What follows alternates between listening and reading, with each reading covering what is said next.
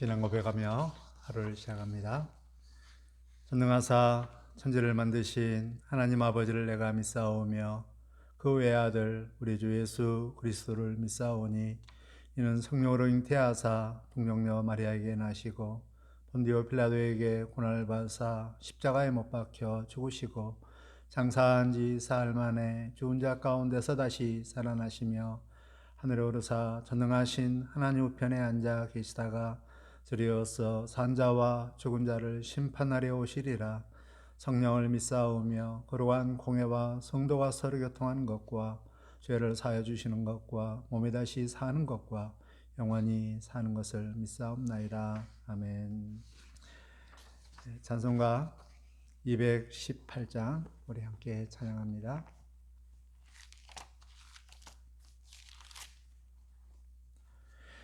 내 맘과 정성을 다하여서 주 너의 하나님을 사랑하라. 내 몸을 아끼고 사랑하듯 형제와 이웃을 사랑하라. 주께서 우리에게 명하시니 그 명령 따라서 살아가리. 널 미워 해치는 원수라도 언제나 너 그렇게 사랑하라. 널 핍박하는 자 위에서도 신실한 마음으로 복을 빌라. 주께서 우리에게 명하시니 그 명령 따라서 살아가리. 나 항상 주님을 멀리하고 형제를 사랑하지 못하였다. 이러한 죄인을 사랑하사 주께서 몸 버려 죽으셨다. 속죄의 큰 사랑 받은 이 몸 내 생명 다 바쳐 충성하리. 아멘. 기도합니다. 하나님 우리 아버지, 우리에게 또 변함없이 귀한 하루를 선물로 주시니 감사합니다. 주시니의 이 사랑을 기억하여 우리 마음 가운데 참으로 감사함으로 오늘 하루를 받고 살게 하여 주시고 또 주시니의 뜻을 이루는데 살게 하여 주시고 우리 하나님의 영광을 나타내는 제사장 나라의 삶을 살게 하여 주옵소서. 하나님, 나 때문에 이 세상이 밝아지며 나 때문에 주위 사람들이 위로를 받고 소망을 가지며 살아갈 수 있는 힘을 얻을 수 있는 세상의 빛과 소금으로 살아갈 수 있도록 오늘 하루를 살게 하여 주옵소서. 이를 위해서는 은혜가 필요합니다. 주의 도우심이 필요합니다. 이 드리는 이 시간을 통하여 우리의 마음 결단케 해주시고 우리 심령 가운데 은혜를 부어주시고 은혜로 무장시켜 주시고 성령이 더욱더 감화 감동 일할 수 있도록 역사하여 주옵소서. 말씀으로 우리에게 영혼의 양식을 허락하여 주시고 영혼이 정말 잘되어 범사가 잘 되는 귀한 하루가 될 수 있도록 이 시간에 말씀의 은혜를 허락하여 주옵소서. 예수님의 이름으로 기도드립니다. 아멘. 함께 읽을 말씀은 룻기서 4장 13절부터 22절까지 말씀입니다. 룻기서 4장 13절부터 22절 함께 있습니다. 이에 보아스가 룻을 맞이하여 아내로 삼고 그에게 들어갔더니 여호와께서 그에게 임신하게 하심으로 그가 아들을 낳은지라. 여인들이 나오미에게 이르되 찬송할지로다. 여호와께서 오늘 내게 기업물을 짜가 얻게 하지 아니하셨도다. 이 아이의 이름이 이스라엘 중에 유명하게 되기를 원하노라. 이는 내 생명의 회복자이며 내 노년의 봉양자라. 곧 너를 사랑하며 일곱 아들보다 귀한 내 며느리가 낳은 자로다 하니라.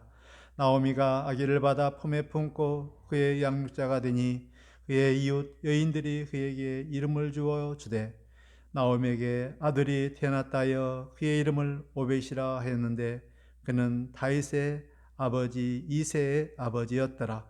베레스의 계보는 이러하니라. 베레스는 헤스론을 낳고 헤스론은 람을 낳고 람은 암미나답을 낳았고 암미나답은 나손을 낳았고 나손은 살몬을 낳았고 살몬은 보아스를 낳았고 보아스는 오벳을 낳았고 오벳은 이새를 낳고 이새는 다윗을 낳았더라. 아멘.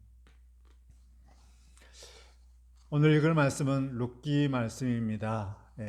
룻기는 사사시대에 있었던 일인데 어두운 사사시대 가운데 밝게 빛나는 또 밝게 아름답게 피는 꽃과 같은 이런 귀한 내용이 들어있는 이 말씀입니다.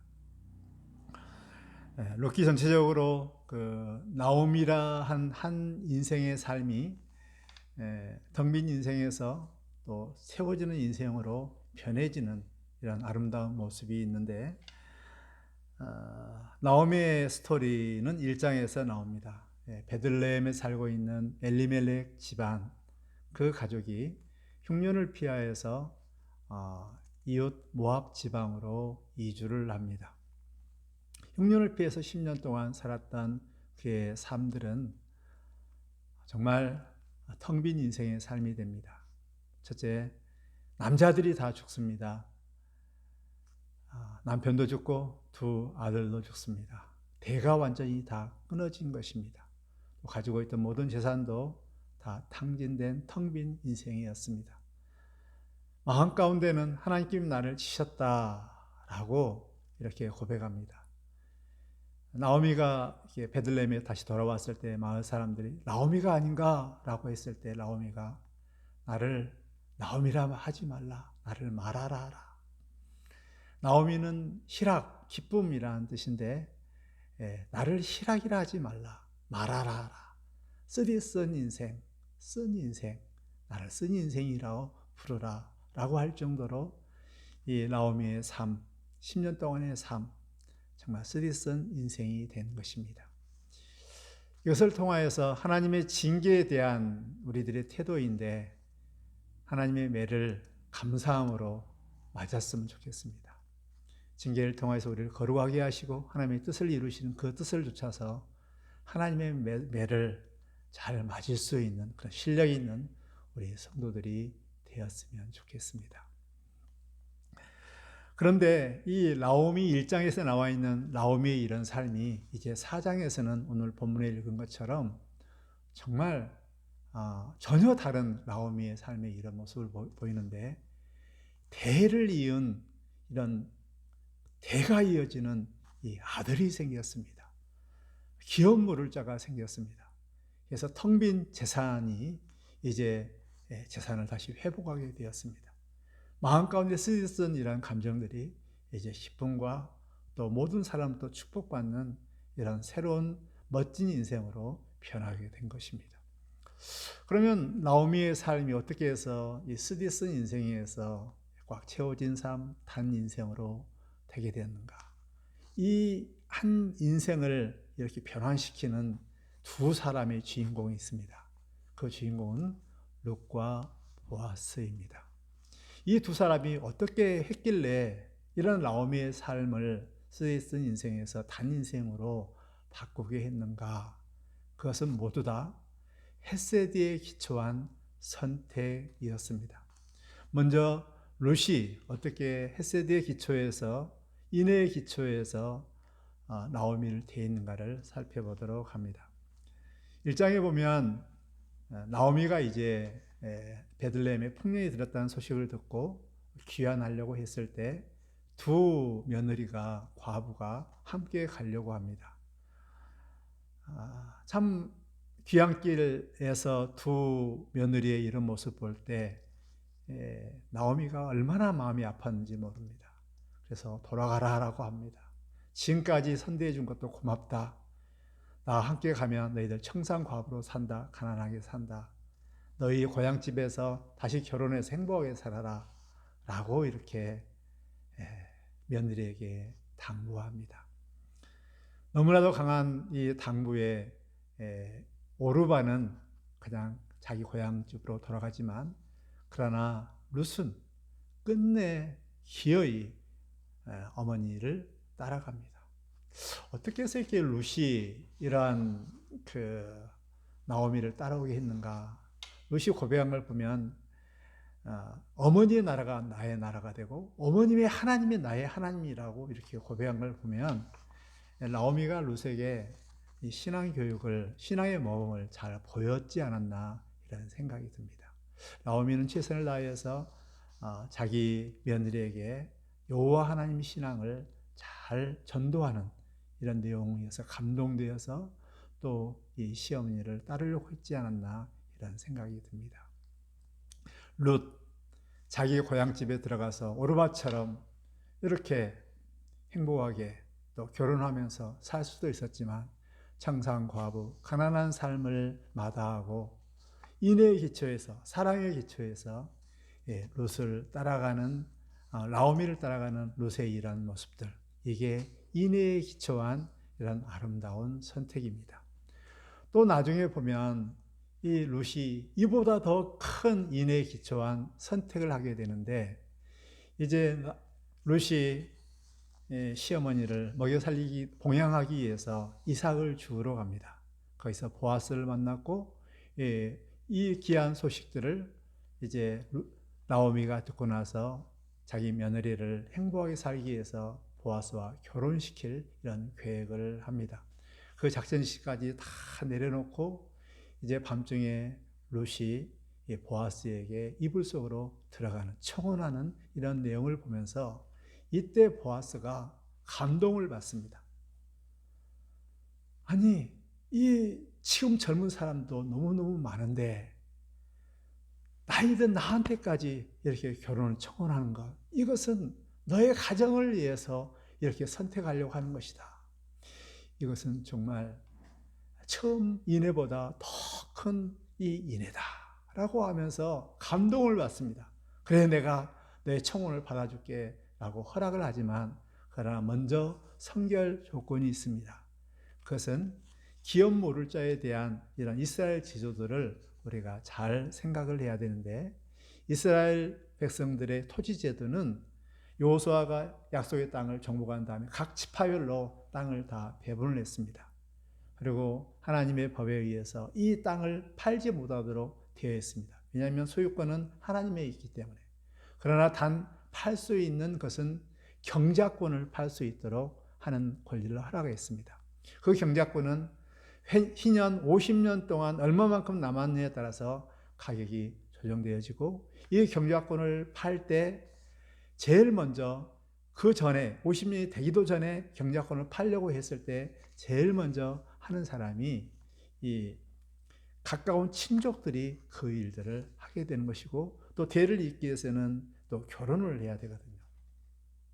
그런데 보아스가 보니까는 보아스보다 더 가까운 엘리멜렉 친족 중에 더 가까운 친족 중에 한 사람이 있었습니다. 이 사람이 이 기업 모를권을 내가 포기한다면 너와 결혼해서 이렇게 하겠다라고 합니다. 그런데 이 기업 모를 자는 가만히 듣고 나서 만약에 그렇게 하다 보면 자기한테 손해가 있을 것 같아서 이 기업 모를권을 포기합니다. 그리고 보아스가 이 기업 모를권을 이행을 하면서 룻과 결혼해서 낳은 아들이 이제 오벳이었고, 그 오벳의 이런 역사들이, 족보들이 쭉 나오는 것이 룻기의 마지막 이런 말씀이고, 또 룻기 전체적인 내용의 전개입니다. 룻기 말씀을 보면서 우리가 교훈을 얻어야 할 것이 있는데, 그것은 하나님께서 이 역사를 쭉 만남과 일들을 쭉 이루어 가시는데, 우리 하나님께서 어떻게 이 역사를 이루어 가시는가? 그것은 헤세드, 인애에 기초하여서 선택한 사람들에게는 마치 우연 같지만, 그러나 필연적으로 하나님께서 더 큰 헤세드를 가진 사람을 통해서 보상해 준다라는 아주 귀한 이런 교훈입니다. 룻에 기초한 헤세드, 이 룻을 제일 먼저 알아본 사람, 그것은 헤세드를 가진 이 보아스였습니다. 근데 이 보아스가 룻과 보아스를 만나는 이런 과정들을 보면, 룻기에 보면 마침 우연이라는 이 단어가 나옵니다. 룻이 이삭을 죽기 위해서 여러 밭으로 갔는데 그때 이 표현을 이렇게 말을 하고 있습니다.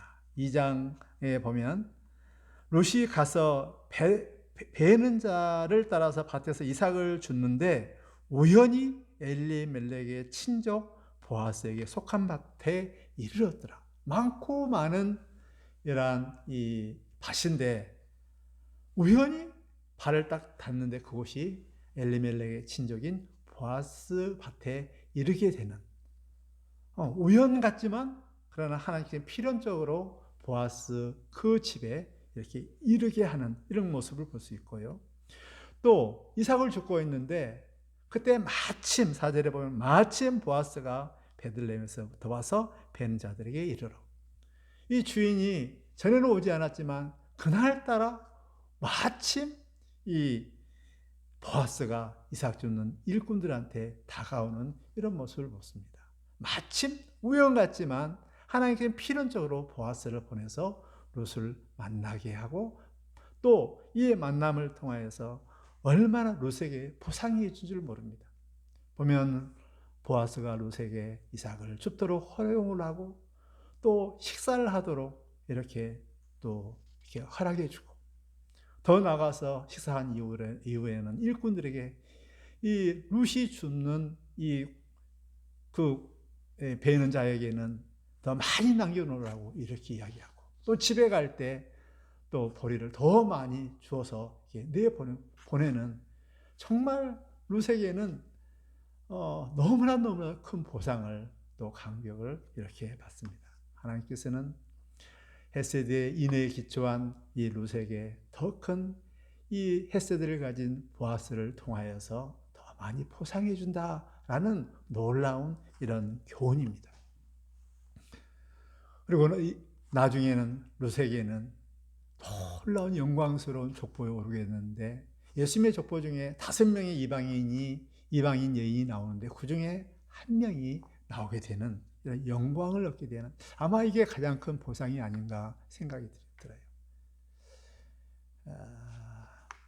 또 이 보아스도 정말 손해를 보면서 인의 기초하에서 선택을 했거든요. 그 결과 하나님께서는 이 보아스에게 족보에서 나와 있는 것처럼 예수님의 이 족보에 들어가는 이런 영원한 이 영광을 얻게 됩니다. 기업물을 우선권에 있는 친족 이름, 여기를 아무개라고 합니다. 이름이 없습니다. 만약에 그 사람이 기업물을 것을 행했다면, 인의 기초에서 선택했다면 그 이름이 예수님의 족보에 나올 텐데, 그러나 이익에 따라서 선택했기 때문에 이 친족 이름은 이름이 없어요. 그러나 보아스는 인의 기초하여서 손해볼 걸 알면서도 이렇게 기업 물권을 행하여서 예수님의 족보에 오르는 이런 영광스러운 보상을 받게 되는 것입니다. 마지막으로 이 룻기가 사사기와 사무엘상 사이에 있는데 이게 큰 문맥적으로 무슨 역할을 하는가? 그것은 이제 사사시대를 종결하고 새로운 왕국 시대에 왔을 때 그 왕은 어떤 자가 돼야 되는가? 라는 것을 성격을 말을 해주고 있습니다. 인애에 기초한 롯과 보아스가 결혼하여 낳은 아들이 오벳입니다. 오벳의 뜻은 섬기다, 오베드, 아바드, 섬기다라는 뜻입니다. 다윗이 정말 하나님을 섬기고 백성을 잘 섬겨서 통일 왕국으로 인해서 정말 풍성하고 평안한 샬롬의 이런 삶들을 이루었다는 것을 예시적으로 표현해 준 것이고, 이것은 나중에 섬기러 오신 예수님, 그래서 예수님이 이 세상을 다스렸을 때 하나님의 그 나라는 얼마나 샬롬과 평안과 놀라운 풍성함이 있는가를 보여주는 이런 성격을 가져오게 되는 것이죠. 한 가정의 회복이 국가 전체의 새로운 방향을 이끌어주는 이런 놀라운 것을 보여줍니다.